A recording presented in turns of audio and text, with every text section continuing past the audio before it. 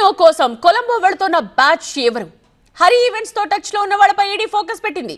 రాజమండ్రి, విశాఖపట్నం నుండి flight bookings పైన కూడా ఆరా తీస్తోంది. ఇవాటి నుండి 27 వరకు కొలంబోలో క్యాసినో ఈవెంట్ జరిగింది. 300 మంది గ్యాంబ్లర్స్ శ్రీలంక వెళ్తున్నట్టుగా ఈడీకి ఫిర్యాదు అందింది. కోట్ల రూపాయల మనీ లాండరింగ్ పై ఫోకస్ పెట్టింది ఈడీ. హరి ఈవెంట్స్ వెనుక పొలిటికల్ లీడర్స్ ఉన్నారా అన్న కోణంలో దర్యాప్తు సాగుతోంది.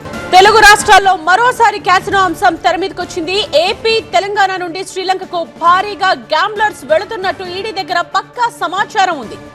Cash to cash, house to house పేరుతో హరి ఈవెంట్ ఆధ్వర్యంలో కొలంబోలో క్యాసినోకి అంతా సిద్ధమైంది. రమ్మీ, ఫ్లాష్, బాకాట్, రోలెట్, అందర్ పహార్, తీన్ పత్తి, 3 ముక్కలాట ఇవన్నీ గేమ్స్ కూడా అక్కడ ఆడొచ్చు. ఈ జూదానికి సంబంధించి పందేలు, మనీ ట్రాన్సాక్షన్స్ ఎలా చేస్తున్నారనే దానిపై ఈడీ నిఘా పెట్టింది.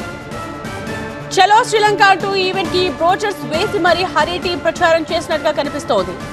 కొలంబోలోని బాలిస్ క్యాసినోకి జూదగాళ్లను తీసుకువెళ్లి ఆడిస్తున్నారు. అయితే అక్కడి పందాలకు ట్రాన్సాక్షన్స్ ని ఏ రూపంలో చేస్తున్నారు, ఎలా డీల్ చేస్తున్నారనేది ఇప్పుడు చర్చనీయాంశంగా మారింది. ఇప్పటి వరకు క్యాసినో అంటే గోవాకు వెళ్లేవారు. నేపాల్, థాయిలాండ్ తదితర ప్రాంతాలకు వెళ్లిన ఆడిన సందర్భాలు ఉన్నాయి. అయితే కొన్నేళ్లుగా శ్రీలంకకు కూడా క్యాసినో కోసం క్యూ కట్టే వాళ్ల సంఖ్య పెరిగింది. ఈ నేపథ్యంలోనే కొలంబోలో నిర్వహిస్తున్న బాలి క్యాసినో ఈవెంట్ పై ఈడీ ఫోకస్ పెట్టింది.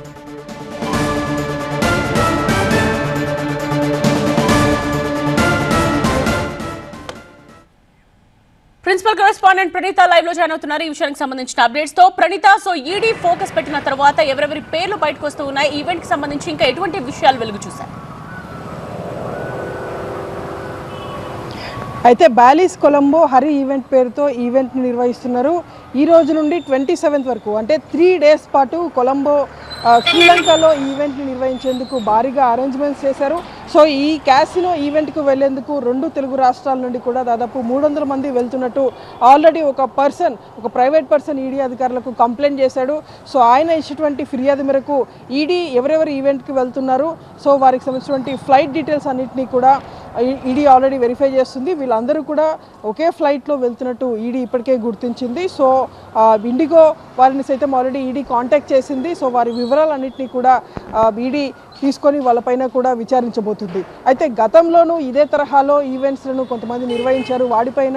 వారిపైన కూడా ఈడీ గతంలో విచారించి వాళ్ళకి నోటీసులు ఇచ్చి కేసు నమోదు చేసినటువంటి పరిస్థితి కూడా చూసాము. సో ఇప్పుడు ఇదే తరహాలో కొలంబోలో సైతం ఫెమాతో పాటు పిఎంఎల్ఏ నిబంధనలు ఉల్లంఘించి పెద్ద ఎత్తున, అంటే 100 కోట్ల రూపాయల చేతులు మారేటువంటి ఈవెంట్కి ఇక్కడ 2 తెలుగు రాష్ట్రాల నుండి కొంతమంది ప్రముఖులు, ముఖ్యంగా పొలిటికల్ పార్టీస్కి సంబంధించినటువంటి వెళ్తున్నటువంటి ఇన్ఫర్మేషన్తో ఈడీ వాళ్ళందరిపైన కూడా ఫోకస్ చేసింది.